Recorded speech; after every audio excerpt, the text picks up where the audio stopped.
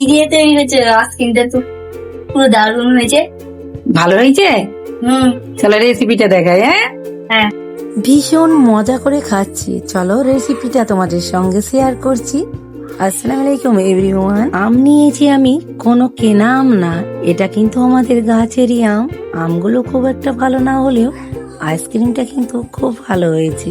আইসক্রিমের জন্য আমি মিক্সি জারের মধ্যে আমগুলো পাল্পগুলো এইভাবে কিন্তু স্পুনের সাহায্যে নিয়ে নিচ্ছি। প্রত্যেকটা ইজিলি এইগুলো কিন্তু উঠে চলে আসবে। এইভাবে দেখো খুব সুন্দর লাগছে। কিন্তু এখানে প্রায় 1 কেজির মতো আম নিয়েছি, আর তাতে আমি পরিমাণ মতো চিনি, একটু ব্ল্যাক সল্ট দিয়ে মিক্সি জারে খুব ভালো করে পিষে নিয়েছি। আর এই দেখো আমি আইসক্রিম মলটি ঢেলে নিই। এখানে একটা বড় ভুল হয়ে গেছে আমার, যেটা কিনা আইসক্রিম মলটি ঢালার আগে আমার স্পুনগুলো যেগুলো কাটি আছে সেগুলো কিন্তু আগেই সেট করে নেওয়া দরকার ছিল, বাট আমি কিন্তু ওটা ভুলে গেছি। যার জন্য আমাকে আবারও ফিরিস্তি করে সব ঢালতে হয়েছে একটা বাটিতে।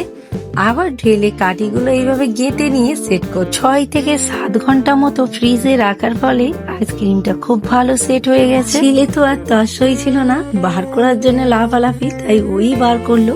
বার করে কিন্তু একটা আইসক্রিম ওই নিজে হাতে বার করে খেতে লেগে গেছে। আর এই গরমে ঠান্ডা ঠান্ডা আইসক্রিম খেতে ভীষণ ভালো লাগে।